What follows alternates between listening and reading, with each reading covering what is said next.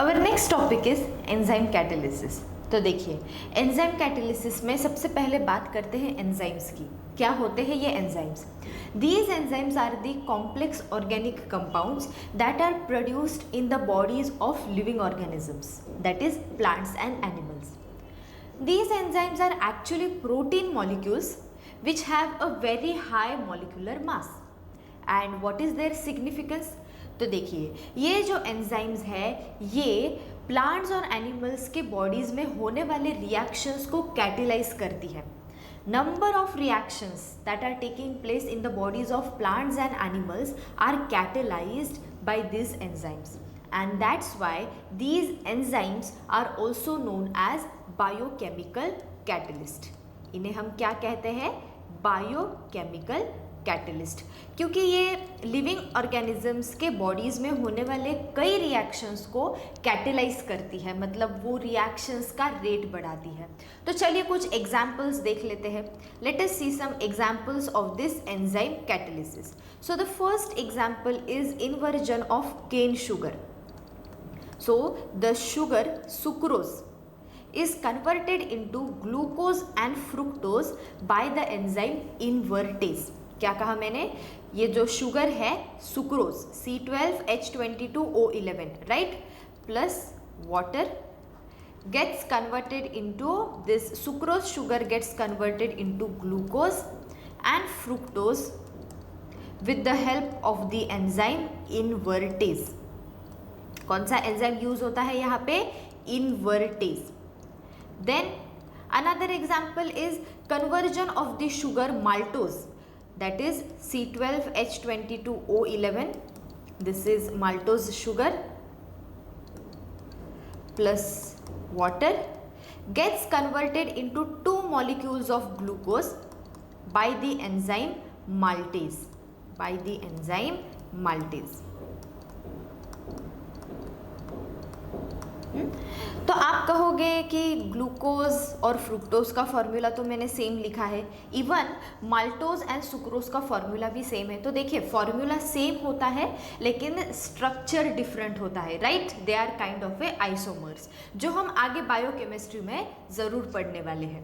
Then one more example we can take of enzyme catalysis is that in our stomach the enzyme pepsin converts the proteins into peptides, while in our intestine the enzyme trypsin converts the protein into amino acids.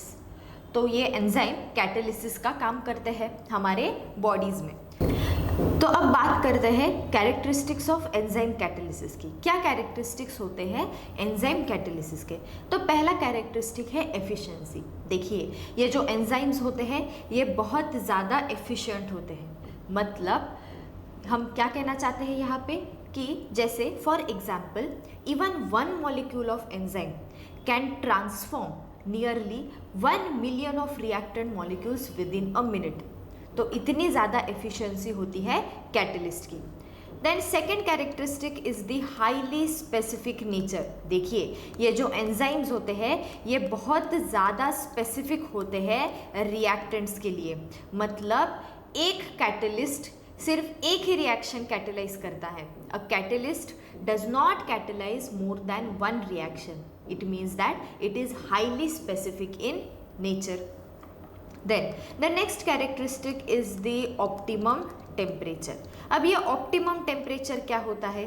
देखिए, the rate of a enzyme catalysed reaction is maximum at a particular temperature and that temperature is only called as optimum temperature. ये enzyme catalyzed reactions जो है इनका rate एक particular temperature पे सबसे ज़्यादा होता है और उसी टेम्परेचर को हम कहते हैं optimum temperature. If the temperature is either low or high than this optimum temperature, then the activity of the enzyme will decrease. अगर टेम्परेचर कम ज़्यादा होगा ऑप्टिमम टेम्परेचर से तो एंजाइम की जो एक्टिविटी है वो कम हो सकती है. Then next is optimum pH. तो जैसे ये ऑप्टिमम टेम्परेचर होता है वैसे ही एक ऑप्टिमम पीएच भी होता है. मतलब एक ऐसा पीएच कि उस पीएच पे उस एंजाइम कैटेलाइज्ड रिएक्शन का रेट सबसे ज़्यादा होगा. तो उस pH के वैल्यू को आप कहोगे optimum pH.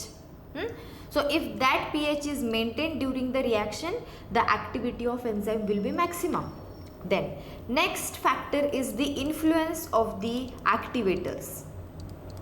So what are activators? Activators are actually those substances that enhance the activity of enzymes.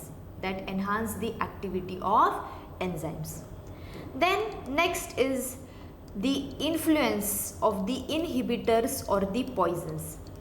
जैसे हमने कैटलिस्ट में पढ़ा था, ऑर्डिनरी कैटलिस्ट में हमने पढ़ा था कि पॉइजन वो सब्सटेंस होते हैं जो कैटलिस्ट की एफिशिएंसी घटाते हैं, डिक्रीज करते हैं. वैसे ही इनहिबिटर्स या पॉइजन्स, ये सब्सटेंसेस एंजाइम की एक्टिविटी को भी कम कर सकते हैं. तो अगर ऐसे सब्सटेंसेस प्रेजेंट है तो जाहिर सी बात है उस एंजाइम की एक्टिविटी कम होगी.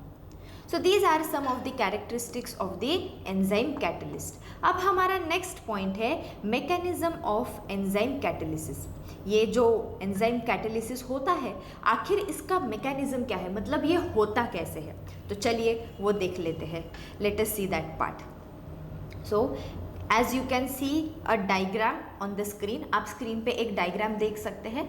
तो चलिए पढ़ते हैं आखिर ये मैकेनिज्म होता कैसे है. तो सुनिए, एंजाइम्स जो होते हैं उनके सरफेस के ऊपर होती है कैविटीज़.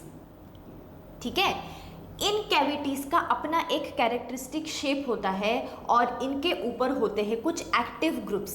एक्टिव ग्रुप्स जैसे एसिड ग्रुप हो गया, COOH ग्रुप, OH ग्रुप या फिर NH2 group. These are the active groups which are present along that cavities on the surface of enzyme. And these cavities are only known as the active centers or active sites of an enzyme. इन्हीं को हम active site या फिर active center कहते हैं. अब क्या होता है देखिए, अब क्या होगा, एक कोई रिएक्टेंट जिसका शेप बराबर इस कैविटी के साथ कॉम्प्लीमेंट्री होगा, वही आके इस एंजाइम के कैविटी के ऊपर अटैच हो सकता है. The reactant molecules whose shape will be complementary to the cavity of that enzyme will fit into that cavity just like a lock and key.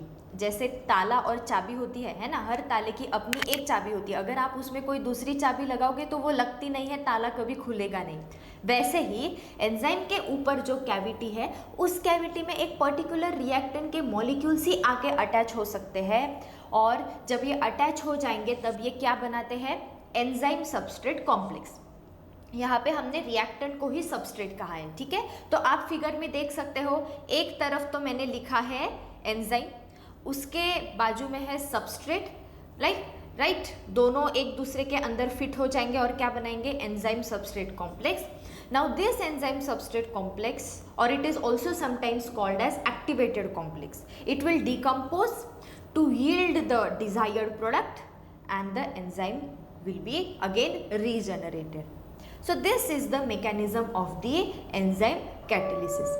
तो ये जो mechanism है इसको हम दो steps में लिख सकते हैं. चलिए लिखते हैं. पहली step क्या होगी, enzyme plus substrate forms the ES complex, that is the activated complex or the enzyme substrate complex, and then this enzyme substrate complex decomposes to give the desired product plus the enzyme. ठीक है, तो ये है enzyme catalysis का mechanism.